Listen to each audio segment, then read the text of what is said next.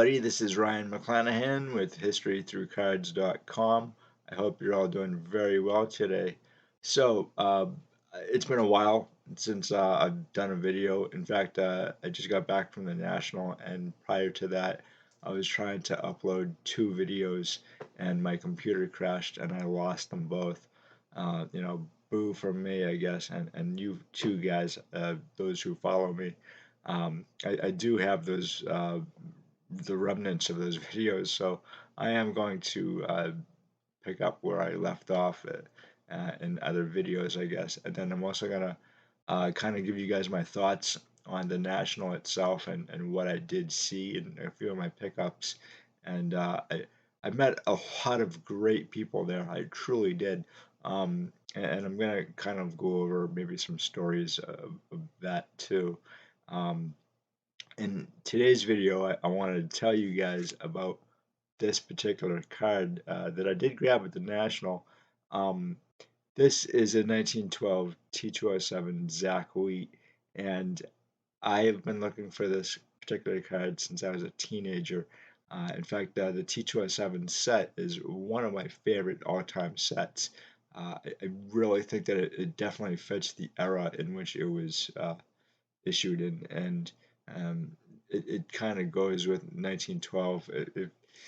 If you think about it, about the time that this set was issued, the Titanic sank, and it's black background or brown background. I have written extensively about this set, and I'm going to write more articles on it. In fact, before I left for the National, I was 57 pages in on another article on this set now.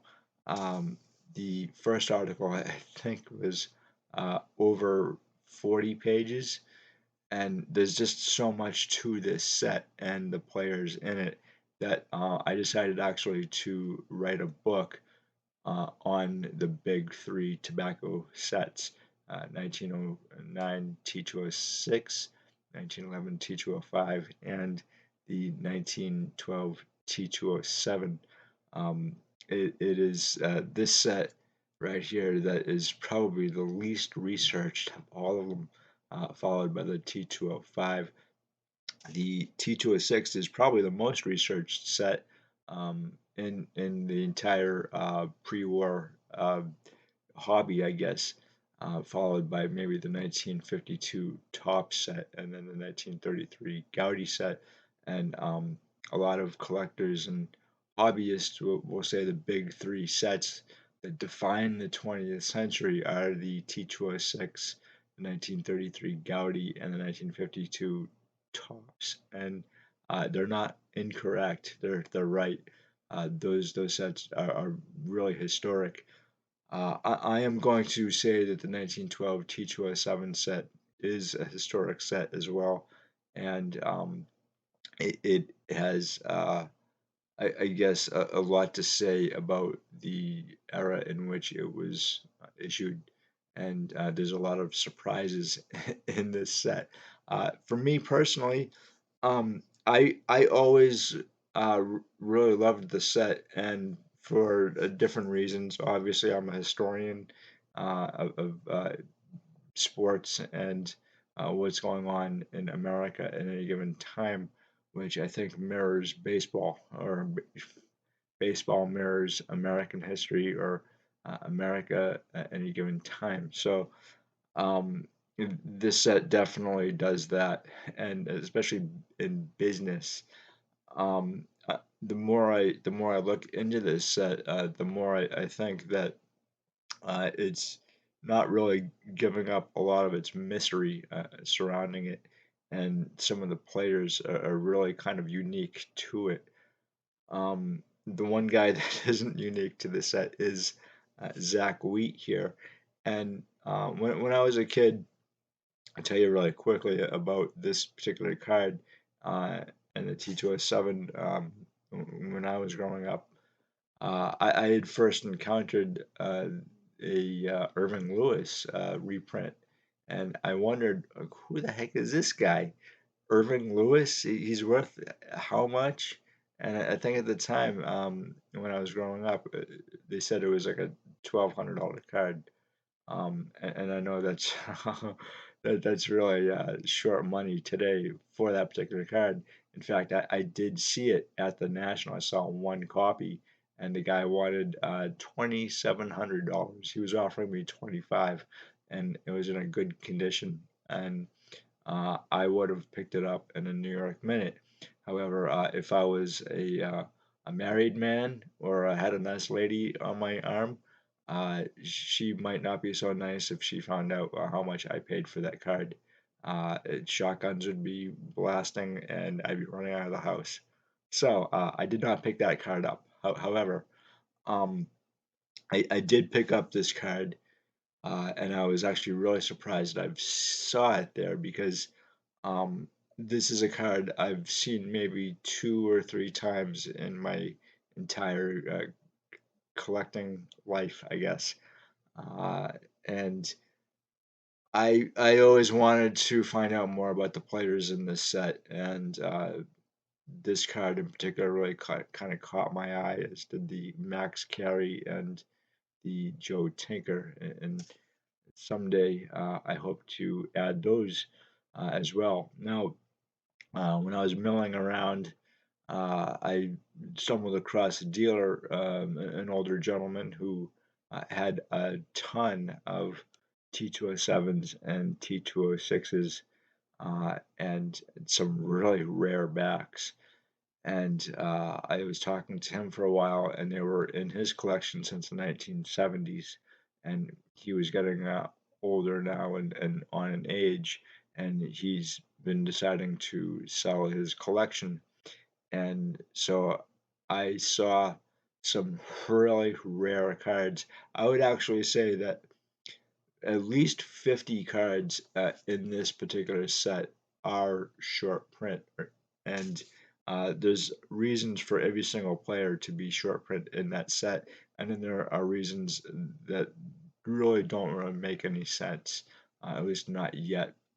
As I say, I'm 57 pages in on my second article on the T207. um, the funny thing was, when I was flipping through this guy's stack of T207s, I came across 2 cards that I really wanted, and one of them was the Bobby Wallace, and he actually had two of those particular cards, and one was 200, and the other one was about $90 or $100.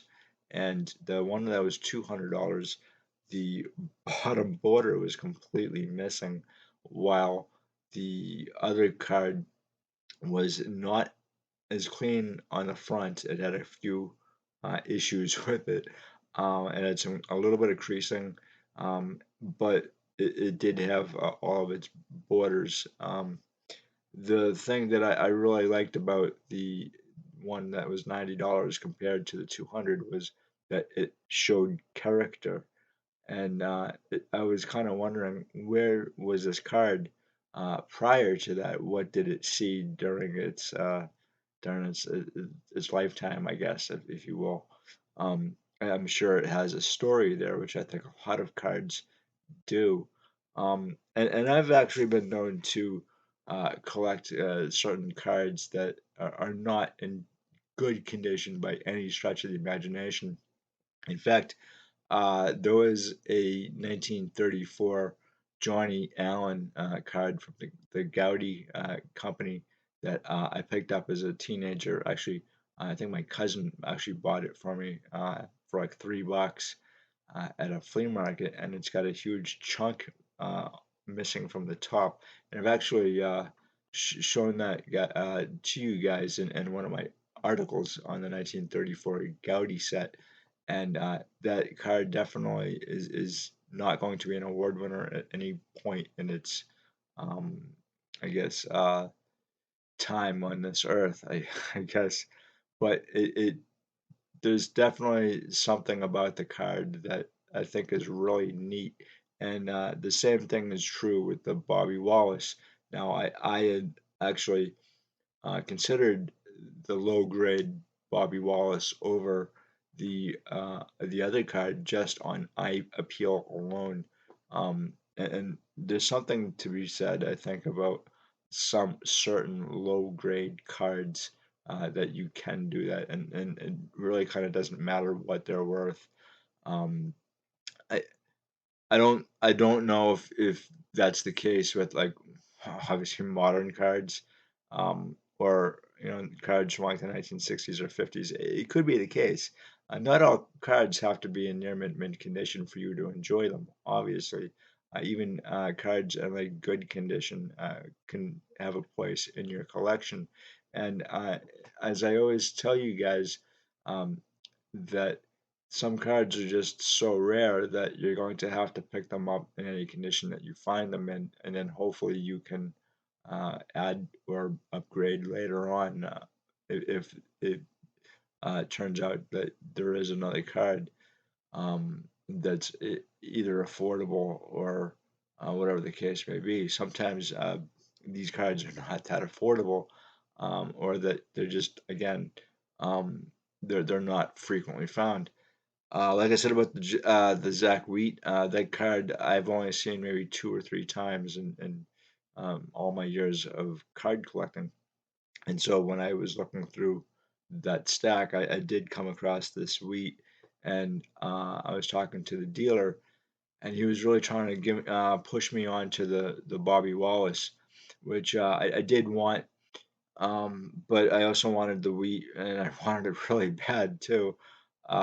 So I picked up the wheat, and we made a great deal. And he was telling me about certain aspects of the T207 set and the players as well, which I really appreciated because he was a wealth of knowledge.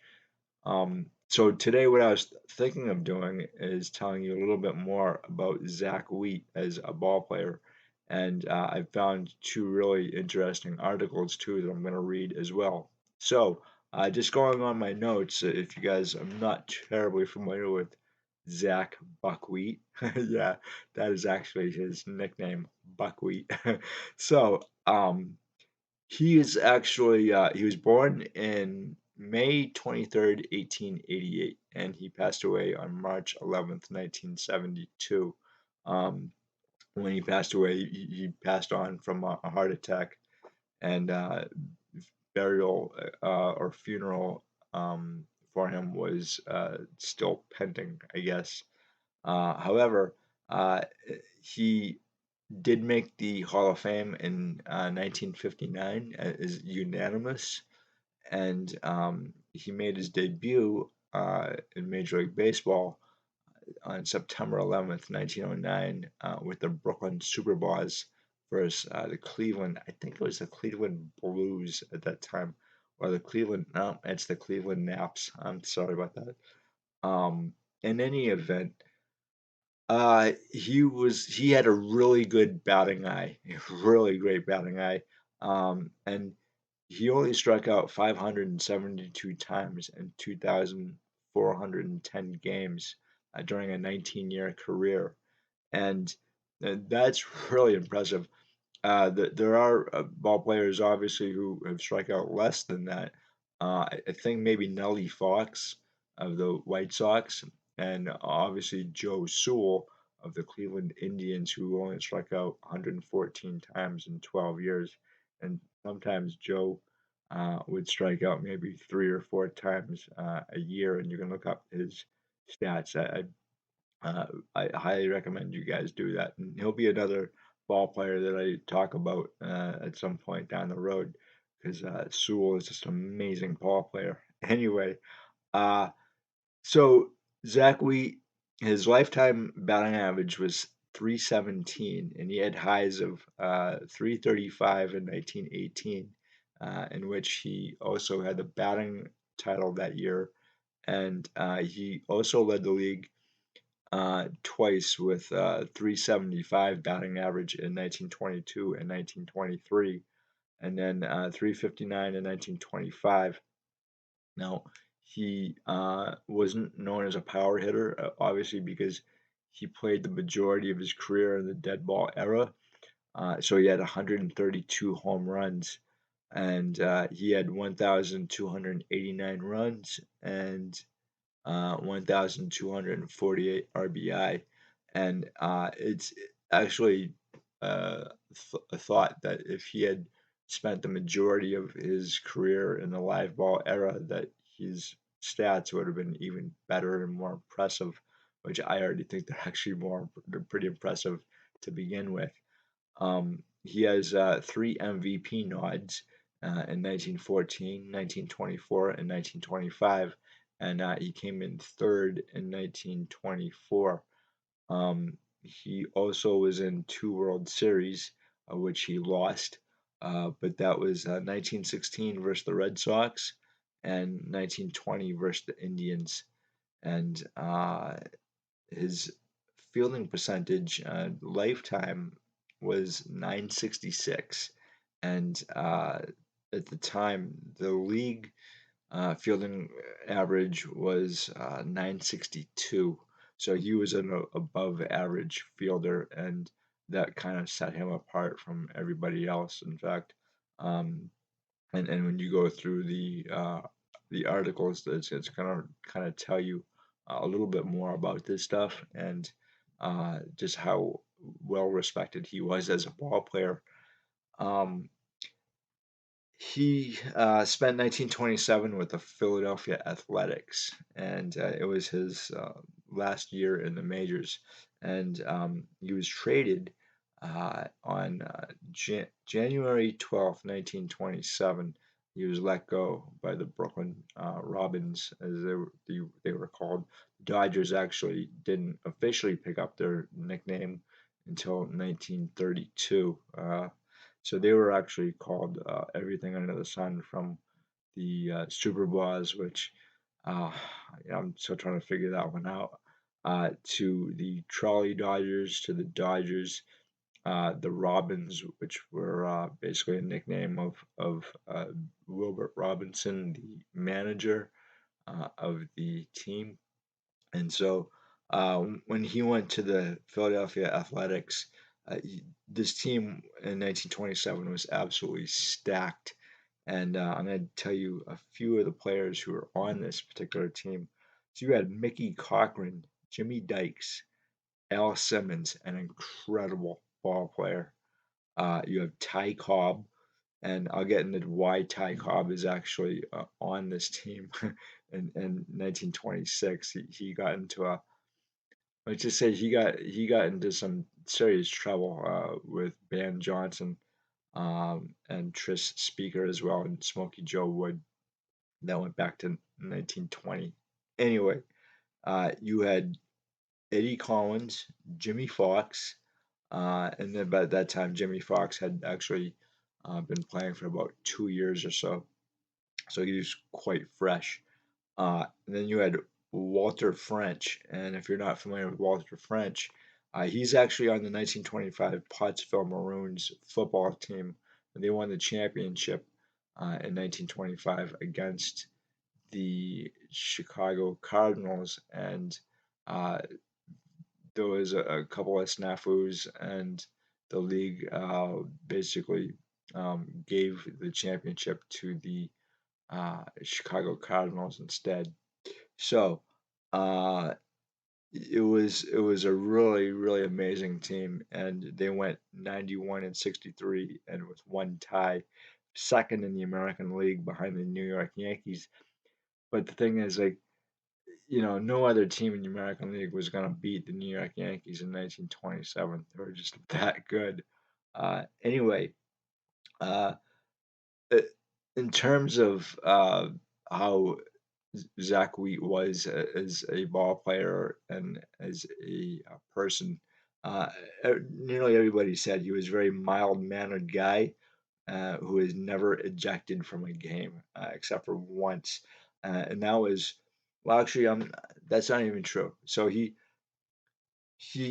had a 26 game hit streak, and on the 27th, he hit off of Fred Tony, and he actually reached base, but the umpire called him out, and he didn't complain. Well, he did. He may have complained, but he didn't get ejected for that. And some ball players would have been just irate over that.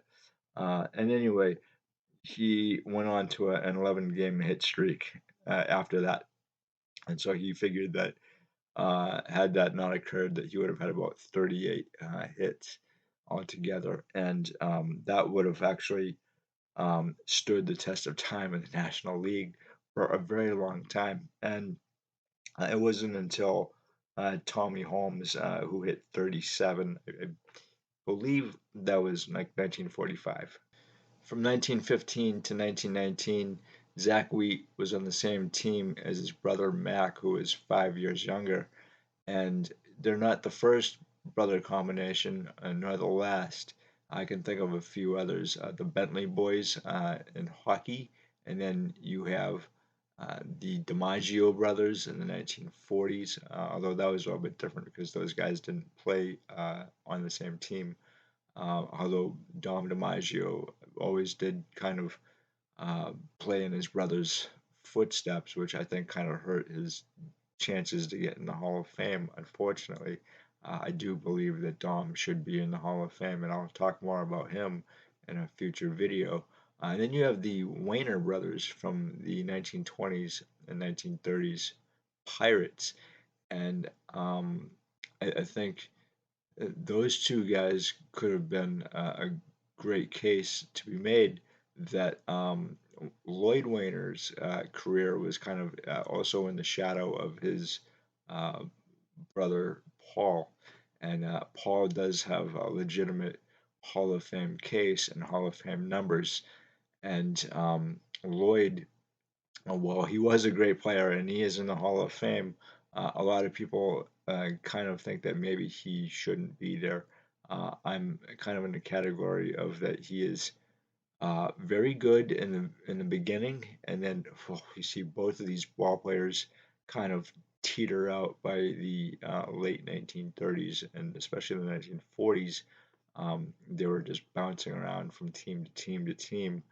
However, in the 1920s, especially 1927 and 1926, the Wainers were just tremendous ball players, and they actually came in the National League when Zack Wheat was retiring in 1927. So they didn't play against each other that I'm aware of.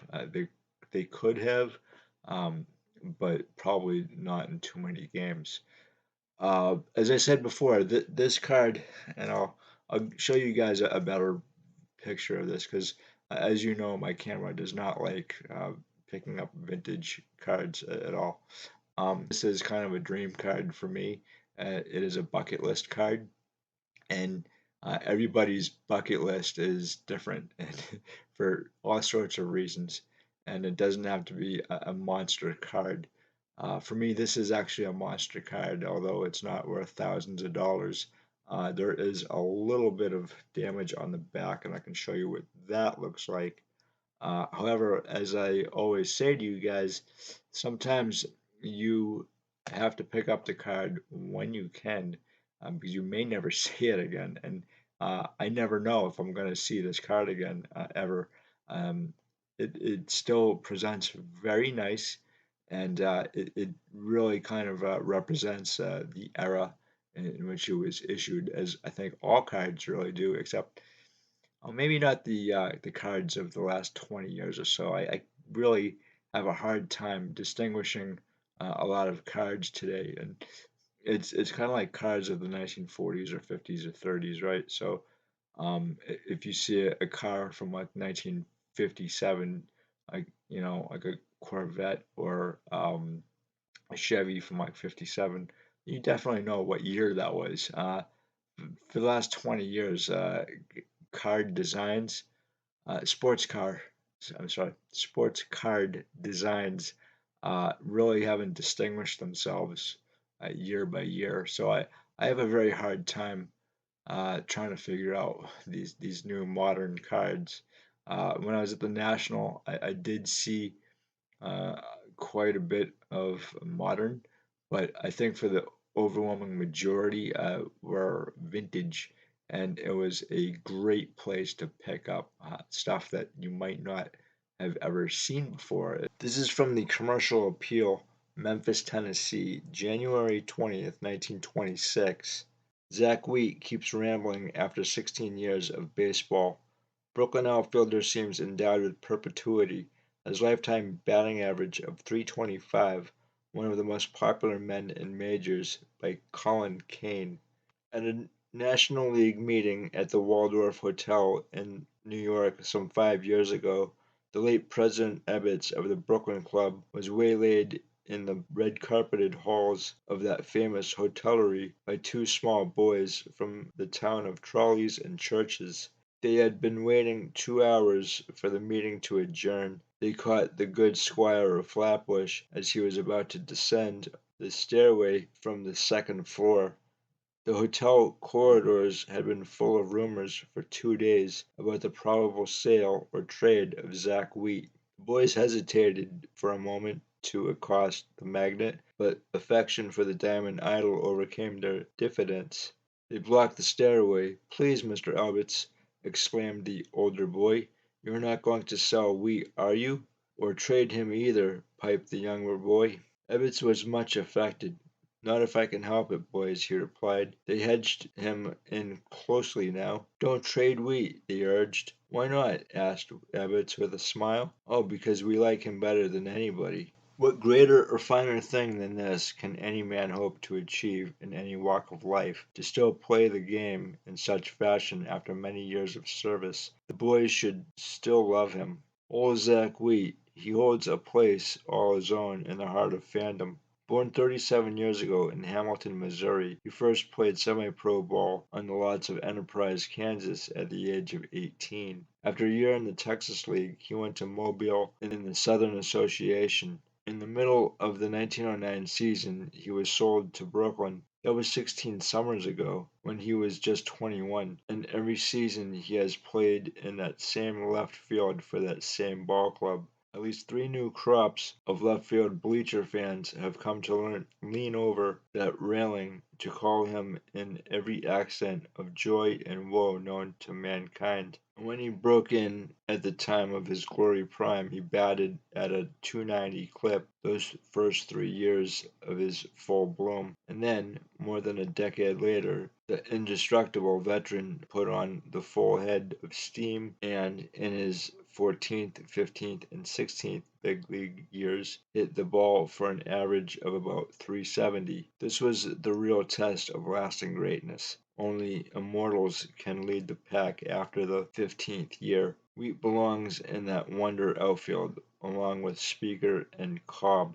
Time cannot dim his batting eye. He has the sinews of brass, and only Matty had a deeper hold on the affections of the fans in his home town than has Wheat. Zack is a farmer boy. From the beginning of his big league career, he saved his money, and long years ago he bought a farm near Pole, Missouri. Every springtime, when he reports to the Southern training camp down south, he comes fresh and fine from his Missouri farm. It is hard to get him to talk much unless you bring up the subject of mules and meadows and Missouri corn. Then the big, strong, quiet fellow warms up, and his eyes gleam, and he smiles like a boy and tells you about the last 40 of meadow land that he just added to his fine Missouri farm. The fine success has Wheat made of his life: a great player, a great farmer, and a firm friend. One of those dependable fellows who wear well with the years. Consider his farmer boy's record. For 16 winters he has planted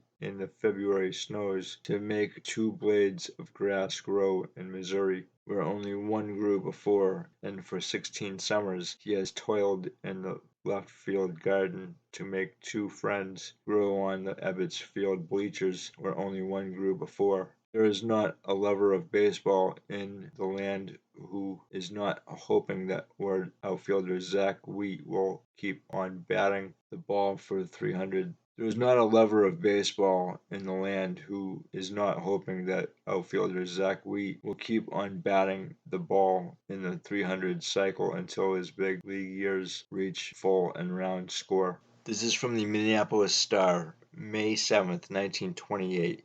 Zack Wheat paid $60 a month when he broke into baseball.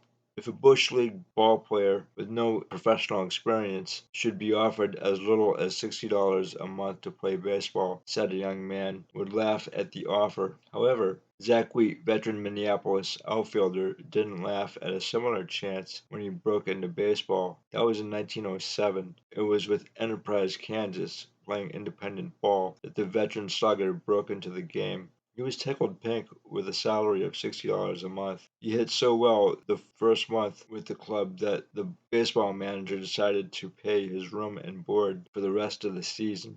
It was only 2 years ago that this same Wheat drew down the princely salary of $17,500 a season with the Brooklyn Dodgers. During his 17 seasons, Zach always was a high-priced boy. He got in on the tall end of the big money in baseball and consequently has quite a little filthy lucre to show for his days in the game.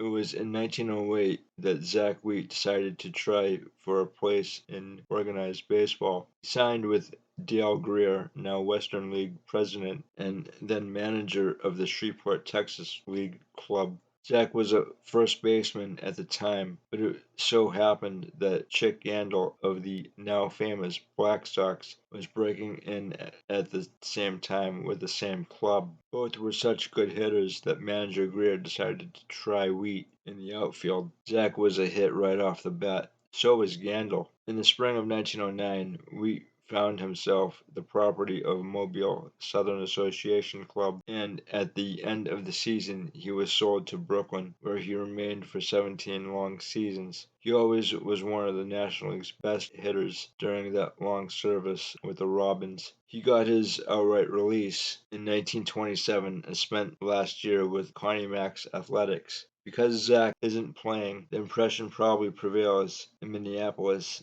that he has done broke down. That's not the truth. Wheat is in great physical condition as far as his legs and arms go. Of course, he's not very fast now and can't cover a whole lot of ground in the outfield, but he can still hit that baseball. Zach's trouble at the present time is a stone bruise on his heel. After a week of joining the Millers, Wheat stepped on a stone in San Antonio, bruising his heel. It hasn't mended yet. He visited a specialist in Kansas City before the season opened and was told that nothing but rest would bring him around to his normal condition. There's no telling when he will be ready to play, for about the time the heel seems on the way to recovery, blood clot forms and he can hardly walk. Connie Mack recently told an interesting story about this old veteran. He told pitchers never to get Zach mad when he's batting. Once he's mad, Connie said, don't even try to pitch to him. He just ruins the ball then. Minneapolis fans probably will be interested to know that during the winter months, Wheat runs a thriving bowling establishment in Kansas City. He has a partner, none other than Cotton Tierney, who tried playing third for the Millers not so long ago. Zack Wheat has a few really nice cards that I've been trying to get my mitts on for a while. His T205 is absolutely fantastic as well. It is one of my favorite cards of all time, though it is a little bit more easier to obtain than his T207 here. This card is probably his least obtainable. I'm not going to say is least affordable. However, this one is not seen nearly as often as his T206, which is his rookie card, and his T205 is the most seen of probably any of his cards. And I suspect that he has quite a number of cards because he played almost 20 years in the major leagues. So that is my look at Zack Wheat and his 1912 T207. And as I said before, I am right in the middle of a article on the T207 set. Now I will be publishing a book at some point that includes a lot more information that's going to be not in the articles themselves. It's going to be expanded. So I don't know when this book is going to be published. I'm hoping by the end of the year. but I also have another book that I'm writing currently on the 1951 Bowman jets, rockets, and spacemen. And I am a busy dude. However, uh, no matter how busy I am, I will always make time for you guys. And if you have any questions, comments, or concerns, you can always write to me in the email provided or below, and I will always get to you guys. And until the next time, thank you so much for stopping by. I greatly appreciate it, and I will talk to you guys later. Bye.